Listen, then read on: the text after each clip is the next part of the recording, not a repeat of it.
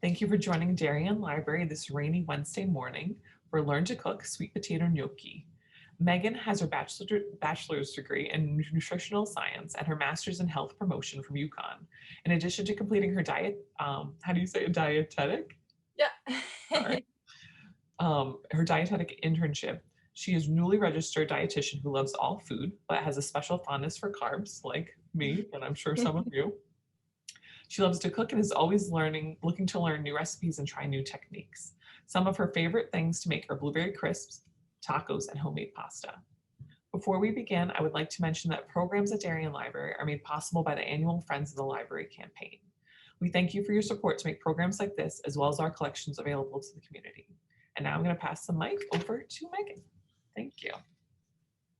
All right. So I know that only a few people are going to be cooking with me today, and others are kind of watching, so they could do it at another time. So just give me a thumbs up if you're cooking with me today. So we have Kate, Ellen, Melanie, anybody else? It's okay if you're just watching. This is going to be a pretty straightforward recipe, so you'll definitely be able to do it alone too. All right, so what we'll do is we'll start. So let's go ahead, and the first thing we're gonna do is get our sweet potatoes and we're gonna peel them. So normally it's about a large sweet potato. The recipe calls for a sweet potato that's about 1 pound, but if you didn't measure or weigh your sweet potato in the store, that's totally fine. Some of them are pretty tiny, so if you have one that's probably like this, I would assume that's probably about 1/2 pound. You might need 2. And then if it goes over, it's always good to have leftovers. Rather have you guys have more than less than what you expect. Right. So after we peel our sweet potato, we're going to go ahead and pop it into the microwave in a wet paper towel. And the wet paper towel is important because I learned today you can still burn things in the microwave. So I don't have a microwave in my apartment and I live in an in-law, so I had to use the one downstairs. So I already have my sweet potato peeled and microwaved. We're also going to go ahead and cut it in half just so it microwaves a little faster. So like I said, you won't see me peeling right now, but you guys can go ahead and get started on that. It doesn't have to be totally perfect. The skin too will kind of just fall off once it heats up, and that will help too. So we'll just give you guys a minute to get peeling. And so has anyone ever tried to make gnocchi before, or any homemade pastas or anything like that? Okay, a few of you've made it before. So this gnocchi is a little bit different. We also do a class too with a potato-less gnocchi, which I don't know if that's still a gnocchi, but we call it that. And those are really tasty too. And if you like this, you can also do it with things like pumpkin and cauliflower and really a whole bunch of different varieties of recipes on the internet today. Really whatever you want to find. And I think you can make cauliflower anything at this point. So you're going to go ahead, cut it in half like hot dog style, so like the long way. Stick the 2 halves back together. So stick the 2 halves back together. I'll do it even though mine's already in the microwave.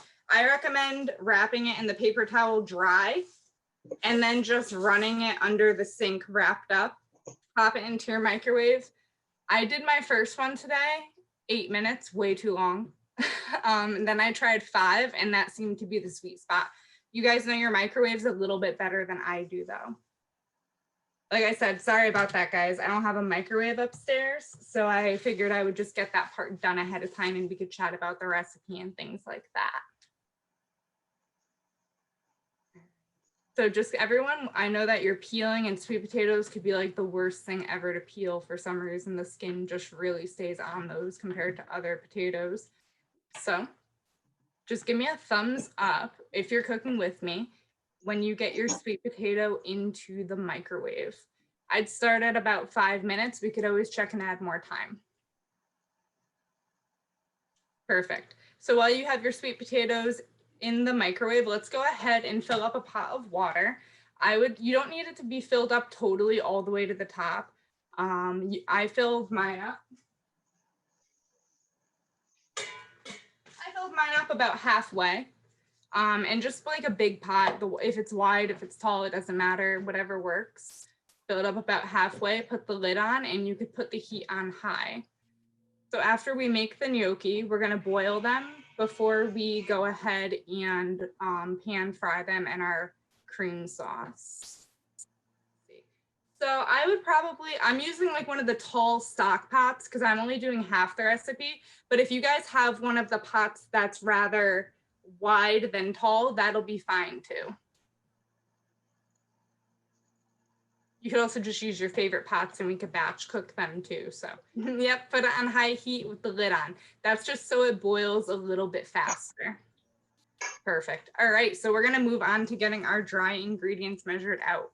So I'm gonna give you guys the number for the amounts that you're gonna follow. I'll be doing half the amount. So if you're wondering why my amounts look smaller, that's why. So I'm just gonna angle my thing down so we can see. Let's go ahead and grab our big mixing bowl. And we're gonna start with our flour. So you can go ahead and grab your flour. And we're gonna measure out 1 1/4 cup of flour right into the bowl. Remember, I'm doing a little bit less than you, so it's gonna be a little smaller. And something I also want to mention too is these sweet potatoes are all so different sized, right? So some of them might be a pound, some might be a little under, a little over.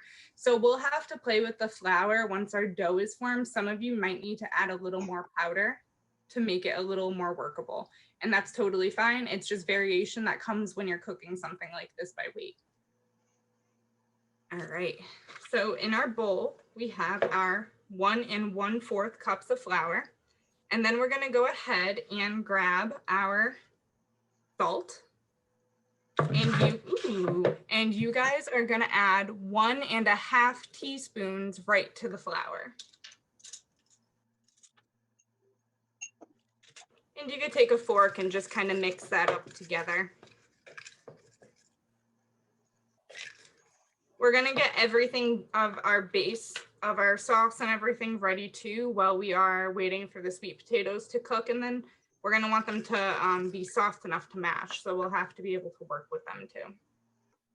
If your microwave goes off and you go to take your sweet potatoes out, I will warn you to be cautious because those sweet potatoes with the wet paper towels will be very warm, so I would use a oven mitt that you don't mind getting wet. Or damp rather. They won't be soaked, but it'll just be really warm and uncomfortable to take out. All right. So the next thing we're gonna do after our salt is we're gonna grab our Parmesan cheese.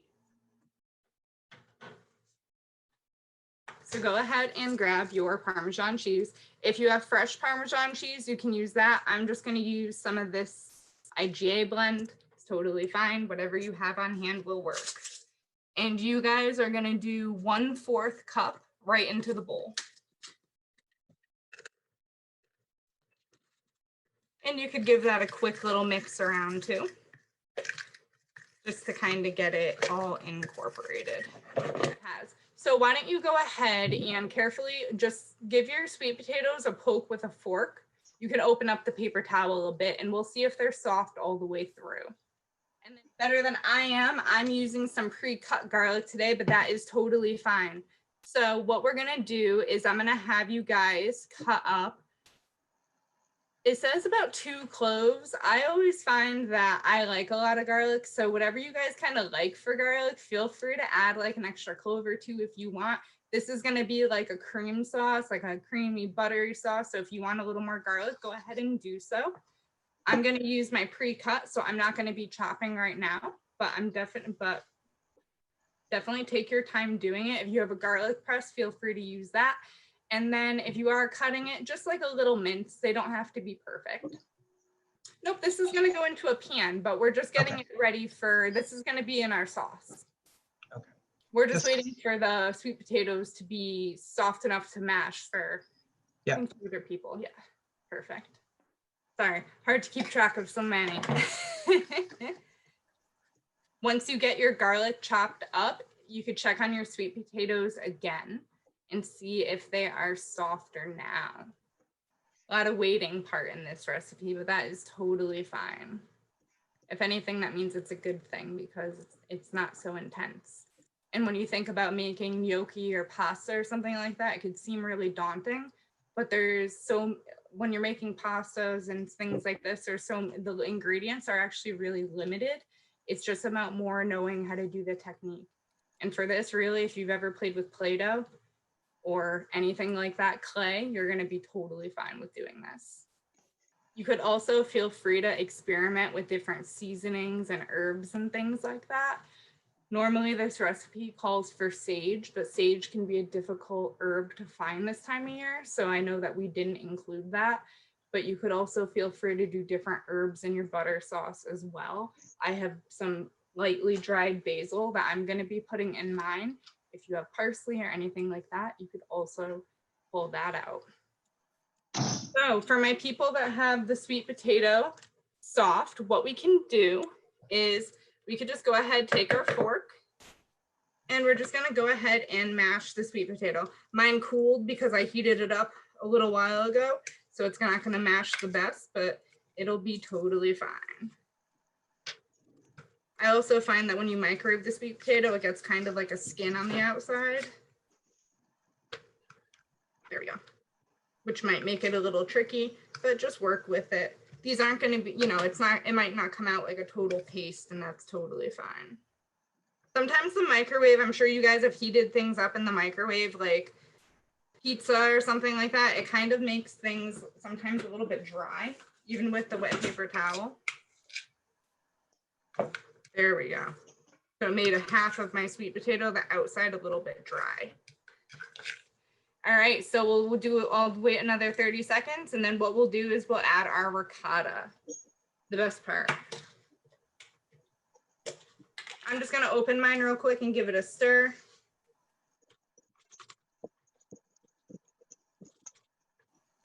Sometimes like any dairy product that goes in the fridge, the water just settles on the top of it. Or I guess it's the whey in it, but the proteins in it does that, but we want that all mixed in. It also makes it, if you give it a quick mix too, it makes it a little easier because then it's not like in the shape of the container. So like, it's like nice and creamy now that it's mixed again. So what we're gonna do is we are going to grab our ricotta cheese, and you guys are gonna do 1 whole cup of ricotta right into the sweet potato. So 1 whole cup of ricotta into the sweet potato. And then Melanie, let me know once you catch up with your sweet potato, and I'll be able to tell you what to do again too. So you don't have to feel like you have to like listen in.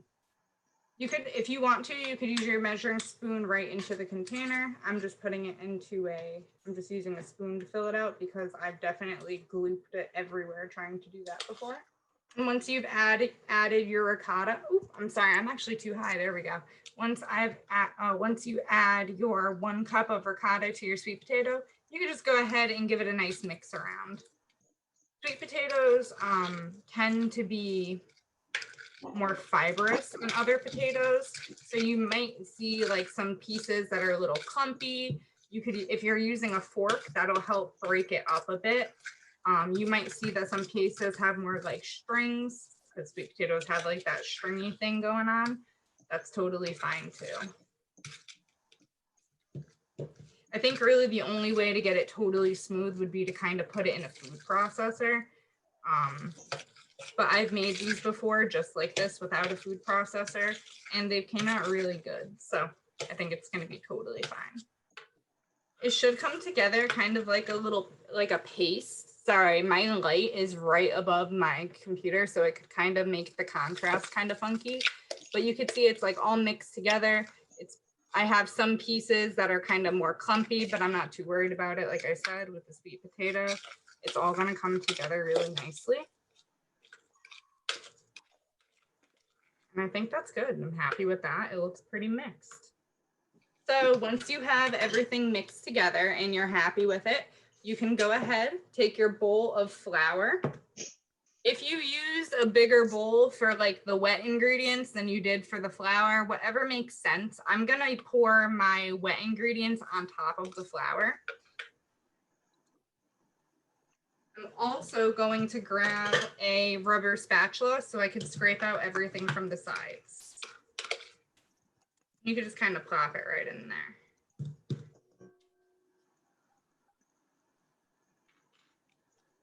The rubber spatula is really good because it really helps get like all the bits that kind of get left behind to the side of the bowl. Ooh, I threw that. It helps get all the bits, so don't want to waste any of it. So after we've added the sweet potato and ricotta mixture to the flour with everything, we're just going to go ahead and mix it all together now.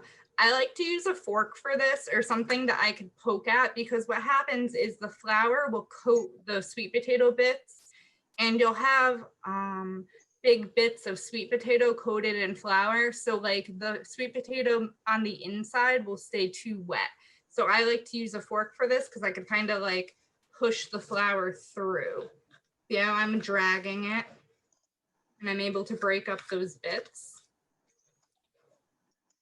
with my fork. It'll look pretty dry at first, but that's just because, like I said, it coats everything. I also had to remove a little bit of my sweet potato because it got kind of that tough skin from being microwaved. So yours is probably not going to look as dry as mine, and that's okay. That's actually a good thing. I might have to actually add a little more moisture since I took out some of it. I also used a very tiny sweet potato. If you think yours actually looks the opposite and too wet, don't worry about it because we're gonna roll it all out in flour, which is gonna add more moisture. There we go. Just needed a little bit extra. And it's gonna make kind of like a, I think it's like a loose dough. There's like a technical term for it, I'm sure, but I'm not too sure. But it should all start to be able to come together as like one entity. Like I said, mine's a little dry still. I'm gonna add a little more cheese. And that's only because I took out some of the potato. My sweet potato might have been less than a half pound too, which means that there was just less of it to start with. So this is what I'm talking about in the beginning, where I said that it's really dependent on what you get for a potato. As you kind of push down on it with a fork, if you're using a rubber spatula, that'll do it too. You just kind of poke it at it a bit. It should all come together as one nice big dough. There we go. It'll take some elbow grease, that's for sure. So feel free to move your bowl around and things like that. Make your tools work for you instead of you trying to like move your arm all around. Okay. So as you can see, here we go. Yeah, you can see it's like one cohesive dough. Mine's actually a little too wet now. So there we go with playing the game of too much flour, too little, but that's okay. Megan, David wants to know if there's something else you could substitute Parmesan cheese for. Is it okay if there is no Parmesan? That's a good question. Let me think about that. I'm actually going to text Katie and see if she has any recommendations. Oh, thank you. Because I can't, I'm like, my mind went to breadcrumbs first, but I don't think that would work. If you do eat other types of cheese, I suppose any other type of hard cheese would work. But I can't think of any other cheese that's as hard and has like a rind as Parmesan. Let's see. So he doesn't eat cheese at all? No cheese. I'm gonna have to default to Katie on this. I just sent her a message to ask. So would you eat the ricotta cheese then? Because this might not it just might not be a good compatible recipe for you, but we could always think of other options too. I think you could probably make it without the cheese. It might just not be as, what's the word I'm looking for? binded. The texture, Yeah. different. You might need to add extra flour if you still eat ricotta. I'm just not sure. We're going to start rolling it out. So pretty much I teach. Megan, I read it quickly. He will eat cheese. I apologize. I just read it. I don't. Yeah. Sorry, David. So I'd say pecorino, if you have pecorino. Pecorino, you could also just maybe add a little bit of extra flour. You might need to increase the salt, and I would add herbs to it then because you're going to be missing some flavor other ways. And you could just add it right to that step where we did the sweet potatoes and the ricotta together. All right, so pretty much I teach this class to a lot of different groups, and pretty much everyone has it in common where they've at least played with Play-Doh or clay at some point in their lives. So this is going to be kind of like that. So the first thing we're going to do is I like to grab a measuring spoon. It doesn't matter what size, and I like to fill it up with flour. So what that is going to be is like our flour reserve. That way we don't have to stick our hands in the bag after we've been playing with dough. I'm just going to grab a nice spoonful. It doesn't matter what the measuring size again. And I'm just going to go ahead and dust my area. Sometimes I cake it down too much and I can't dust with it, and that's what happened there. And then we're just going to take our dough. It might be stuck. It might need some encouragement coming out. We're going to plop it all down onto flour. Okay. So I'm just going to go ahead and put some flour on the top, kind of push it into a ball, roll it around so it gets coated on the outside. It'll make it a little easier to work with. And then I just want you to pick it up and form it into a nice ball, just like that. Nothing fancy. Then we're going to go ahead and we're going to take our knife and cut it right down the middle. And then depending, you guys did double the recipe than I did. So I would go ahead and cut yours into like a into a T again. So you have 4 pieces. I'm gonna do the same thing actually, because you want these to be manageable. I'm also going to change my mind with what my work surface is gonna be. I find it easier to not work on a cutting board when I'm rolling out doughs because the cutting boards move and my table won't. So I'm just going to go ahead and use my table as my work surface instead. Again, just because cutting boards will shift and that could be a little frustrating depending on what part you're at. All right, so we have our 4 bits of dough. So we're going to go ahead and I stamp the wet part where it was cut in the flour, and then I roll it into a ball again. It makes it a little more manageable. And then, just like with Play-Doh, we're gonna make little ropes and snakes. It won't need a ton of flour. You're just gonna need enough it doesn't stick to your table. So you could kind of push it to the side a little bit. And you're gonna go ahead and roll your dough. It's easier, I think, to start in the middle and then work your hands outward. So put your hands on wherever it's the most thick, and you could work it out like that. I think that like encourages it a little bit to stand the right way. And look at that, we have 1 dough rope. The thickness of these, like they tell you, let's see, what number did they give? And I'll tell you that whenever I read how to cut things in a recipe, 1-inch segments is what it says. So I think like a thickness like this is kind of good. This part over Zoom doesn't translate well. So like whatever kind of makes sense if you've had a gnocchi before, make it about that thickness. And I'm just going to push on my ends to square them off a bit.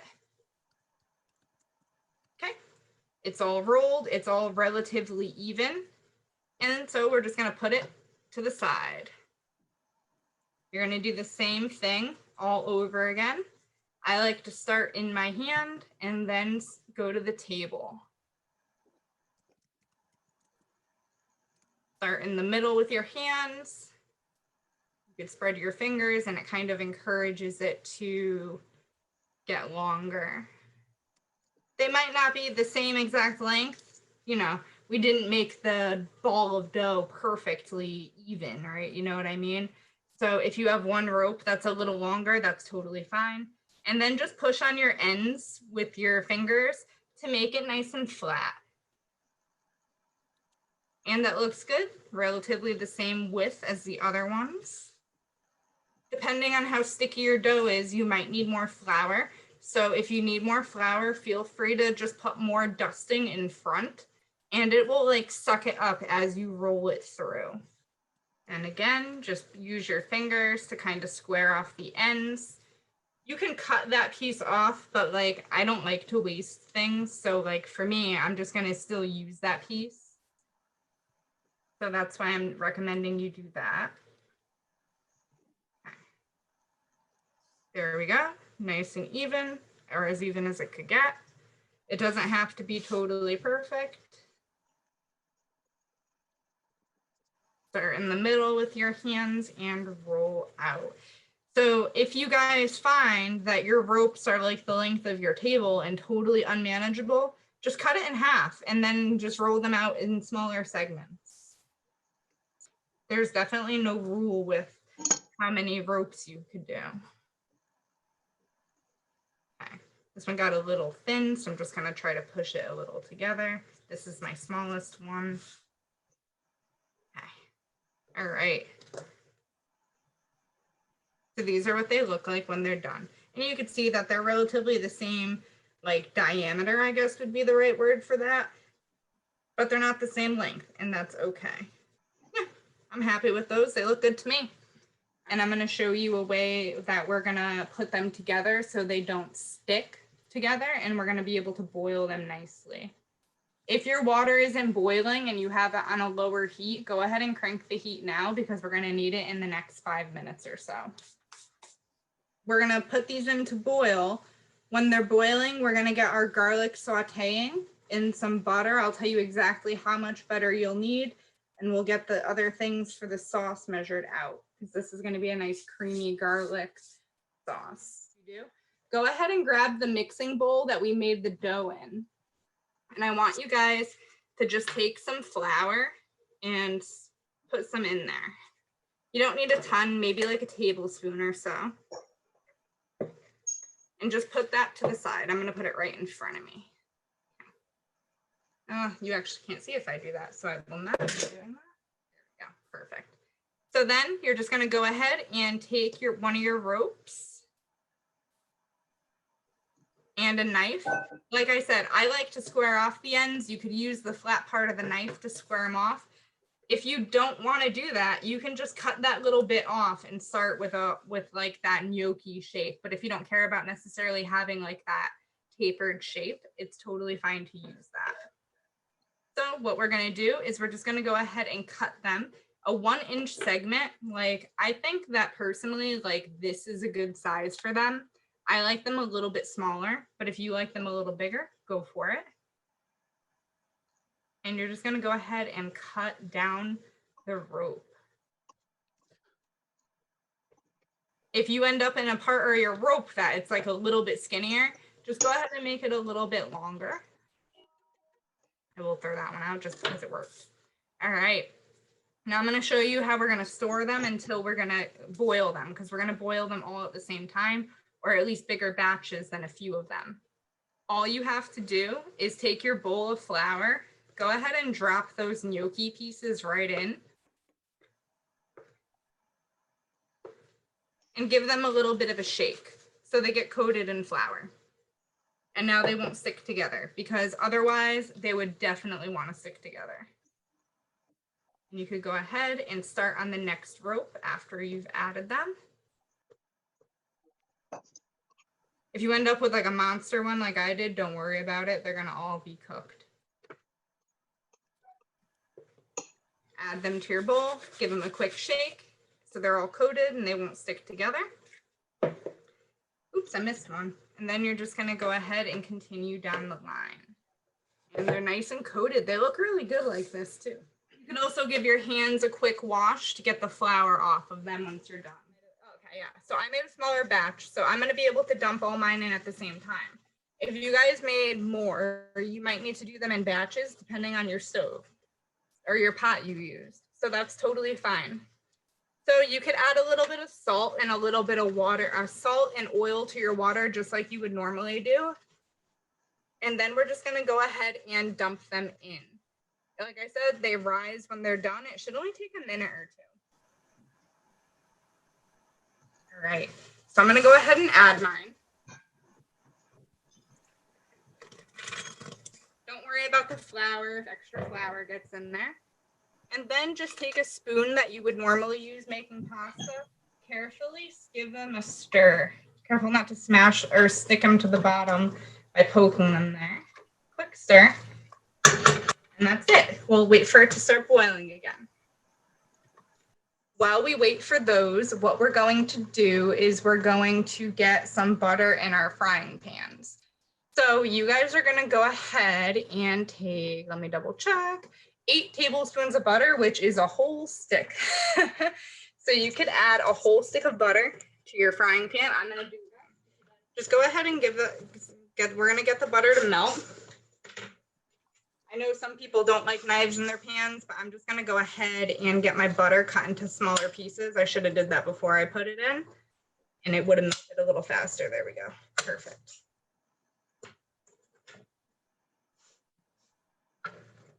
And we're just going to get our butter nice and melted. Once it's pretty much melted, what we'll do is we'll add our garlic that we cut up earlier, and we'll get that sauteing. What we can do in the meantime is you guys are going to be making a cream sauce. I'm not going to do cream. I'm just doing butter and garlic. So what you guys can do is you can go ahead and get your liquid measuring cup or a measuring cup, whatever you prefer to use for things like that. And you can measure out 1/3 cup of heavy cream or light cream or half and half. Whatever you have on hand is totally fine. Like I said, I'm just going to do a butter garlic sauce. My cream actually expired, which takes a long time, so I didn't feel comfortable using it. Never question dairy. So now we're just going to go ahead. Your stove might be better than mine. Mine's like one of the tiny stoves. So if your butter is already melted, that's totally fine. We're going to wait for it to melt and start to sizzle a bit, and then we're going to add our garlic. You can go ahead and check on your gnocchi too. Mine aren't floating yet, but my water also has not returned to a boil yet. You can go ahead and put them onto you could use like a cookie sheet and just lay them out. They'll be fine. Did yours float already? Oh, mine are just starting to float. Yours are cooking fast. Mine. If you're doing batches and you have one of these things, these are pretty handy. You could just go ahead and scoop them out as they float. I have a question. Can you hear me? Yep, I can hear you. When you boiled the potatoes in the water, was that salted water or just plain water? I added salt and oil like I would for normal pasta, yeah. Okay. Perfect. All right, so mine aren't quite done yet. Wow, your guys is cooked really fast. I'm gonna crank my heat up a little higher. All right, so my butter is sizzling. If you're working on getting your gnocchi set, don't worry about it. I'm just gonna add my garlic. And you guys did at least 2 cloves, more if you like garlic. I'm gonna do about a teaspoon because I think that the minced garlic is kind of stronger. And we're just gonna let the garlic kind of saute in the butter for a minute or 2. Just till it gets nice and fragrant. You could give your gnocchi a blot once they come out as well. Add our gnocchi to the hot butter and garlic. So I'm just gonna scoop mine right from my pan. Sorry, my burner is making a lot of noise. I'm just gonna scoop them right from my pan with my like little strainer spoon thing and add them. We're gonna want them at like a medium heat, so like a 5 or a 6, depending on your stove. You guys know your stove better than I know your stove. So whatever makes sense for you guys to go ahead and do. We're just gonna fry these first, and then we're gonna take the gnocchi out and then make the sauce. We're just gonna let them sit in the frying in the butter and let them kind of like fry. I don't want to say fry, but it's basically frying. And I'm just gonna move my pot so it's not in the way. We're gonna let them start to turn kind of like a golden brown. And then we're going to add all of it. So make sure your pan, if you're doing like a big batch like me, make sure that you are leaving enough space in the pan to add the cream to. We're actually going to leave the gnocchi in it. I thought we removed it, but I just confirmed it's staying in there. And these are totally fine. Like the bubbles are getting through the gnocchi. I'm not really too concerned about how crowded my pan is. If you're going to do batches, you don't have to crowd it. We're just going to let these sit for a minute. Yep. So all right. So basically the plan is we're going to let these get golden brown on the outside. Again, you guys are probably going to do it in batches. I'm only doing it in one. Then what we're going to do is we're going to remove from the heat. We're going to let it sit for a second. And then we're going to add the cream and some Parmesan cheese and stir it all up. Let it come to a nice simmer, and then it's done.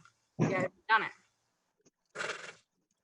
But really all the butter is coming through. I don't know if you guys can see because of the lighting in here, but all the butter is coming up through the gnocchi. So all of it is getting nice and browned on all sides, even with the crowded, which is why I wasn't too worried about it. Yeah, so at this point, like I said, just let them get nice and brown and toasted.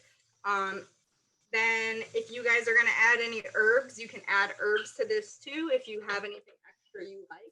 Yeah, you could flip them. Yeah, you could flip them. Basically, just how you would brown anything. I just have one. I have this pan, and so my butter is actually floating, like it's all over it. So I'm not too worried about it. But you guys won't have such a crowded pan, so you could definitely flip them.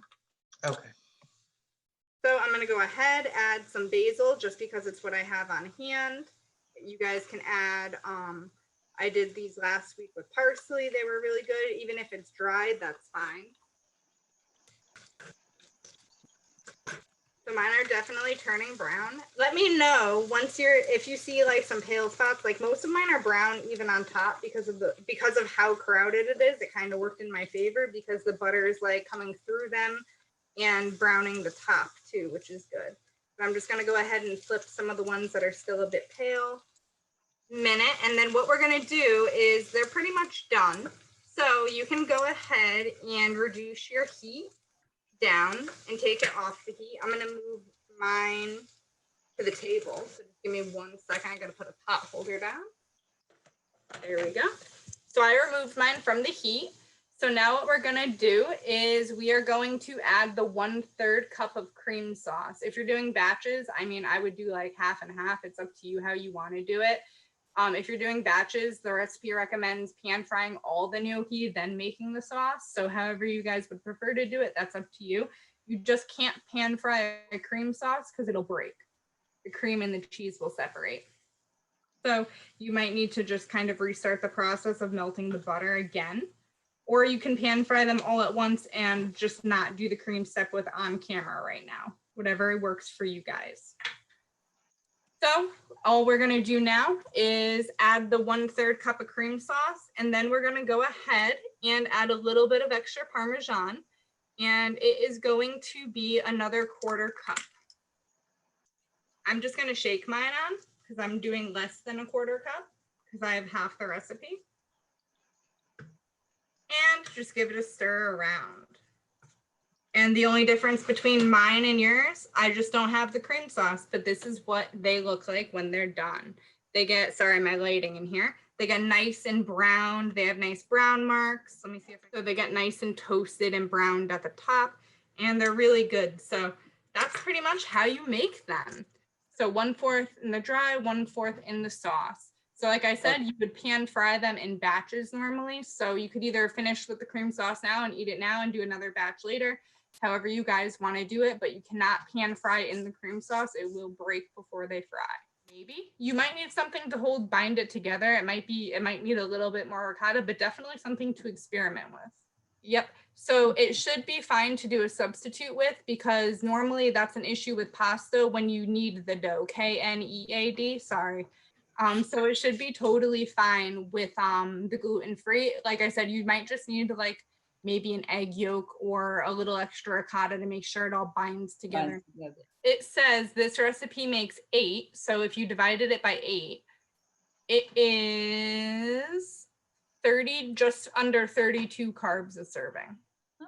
This specific recipe came from a website called Pinch of Yum, and they actually have normal potato recipes, pumpkin, cauliflower. I'm sure you could use things like carrot. Any of the starchy vegetables kind of that are fibrous would probably work really well. Your stove, you might need to do a different butter and cream. Different butter and garlic. So that's just kind of based off of how like high your stove is and things like that. So if you're worried about it getting bitter, I would just say start with a new butter and garlic. Thank you again. Everyone have a great day. Enjoy your lunch.